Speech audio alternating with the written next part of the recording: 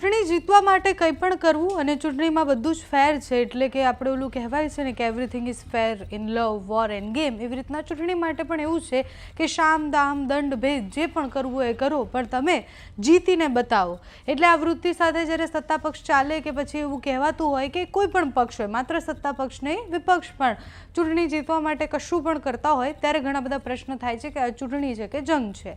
એવા દ્રશ્ય સામે આવ્યા આજે ફરી એકવાર. આજે અનેક તાલુકા પંચાયતો જેમાં 227 જેટલી તાલુકા પંચાયતના પ્રમુખ ઉપપ્રમુખની વરણી થવાની હતી. ઘણી બધી જગ્યાએથી બબાલના દ્રશ્ય સામે આવ્યા.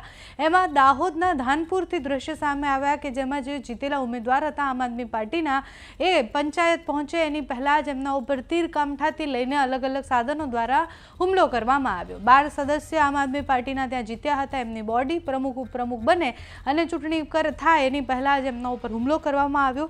આ હુમલાના દ્રશ્ય એટલે કે જે ગાડીઓ છે એ ગાડીઓના દ્રશ્ય સામે આવ્યા, જેમાં એ ગાડીમાં તીર કામઠા છે. સાથે જ એના પછી ચૈતર વસાવાએ પ્રતિક્રિયા પણ આપી. ચૈતર વસાવાનું કહેવું છે કે અમારા જેટલા પણ 12 જીતેલા લોકો છે એમને આવી અને અમુક ગાડીઓએ ઘેરી લીધા અને ઘેર્યા પછી એમના ઉપર હુમલો કરવામાં આવ્યો. તુફાન ગાડીઓ આવી અને પછી એ લોકો જેટલા પણ અંદર હતા એ બધાએ 12 સભ્યો પર હુમલો કરવાનો પ્રયત્ન કર્યો અને આ બધું નહીં ચલાવી લઈએ. હમણાં વહેલી સવારે ગોપાલ ઇટાલિયાએ પણ એક ટ્વીટ કરીને કહ્યું હતું કે જૂનાગઢમાં આજે જ્યારે પ્રમુખ ઉપપ્રમુખની વરણી છે ત્યારે એમના એક જીતેલા ઉમેદવારને પોલીસે ધરપકડ કરી દીધી છે અને એ કેસ જે છે એ ખોટો કેસ છે. બીજી બાજુ આમ આદમી પાર્ટીના છોટાઉદેપુરમાં જ્યારે પ્રમુખ ઉપપ્રમુખની વરણી હતી એના પહેલાં 3 લોકોને લઈ ગયા કે ઉઠાવી ગયા એના સવાલો હતા. એટલે જ્યાં પણ જે નેતાઓ જીત્યા છે ત્યાં બબાલના ઘર જ થયા છે. બનાસકાંઠામાં કોંગ્રેસ ને ભાજપ વચ્ચે બબાલના ઘર છે. નર્મદા, છોટાઉદેપુરના આદિવાસી વિસ્તારોમાં આમ આદમી પાર્ટી અને ભારતીય જનતા પાર્ટી વચ્ચે બબાલો ચાલી રહી છે. ધાનપુરથી જે દ્રશ્ય સામે આવ્યા છે, ચૈતરભાઈ જે કહી રહ્યા છે તે સાંભળો.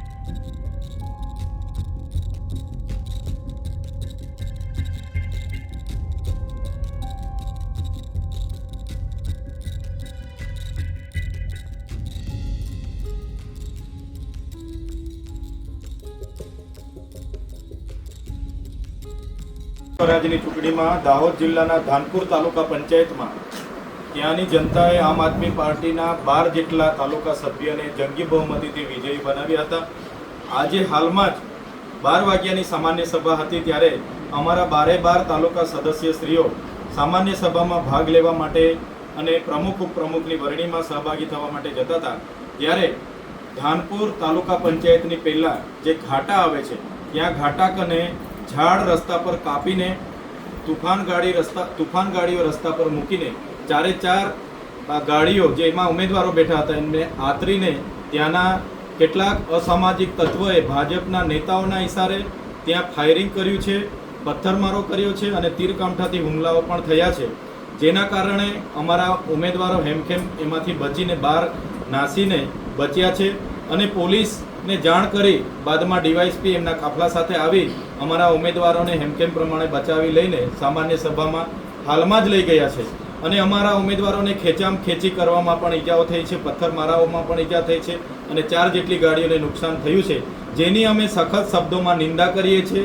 જે ભારતીય જનતા પાર્ટી 30 વર્ષથી શાસનમાં હતી એમનો જે ભ્રષ્ટાચાર ઉજાગર ના થાય અને આવનારા દિવસોમાં પણ એમને કૌભાંડો કરવાનું મોકળું મેદાન મળે એના માટે સત્તા પર આમ આદમી પાર્ટી ના બેસે એના તમામ નિમ્ન કક્ષાના પ્રયાસો ભારતીય જનતા પાર્ટી કરે છે.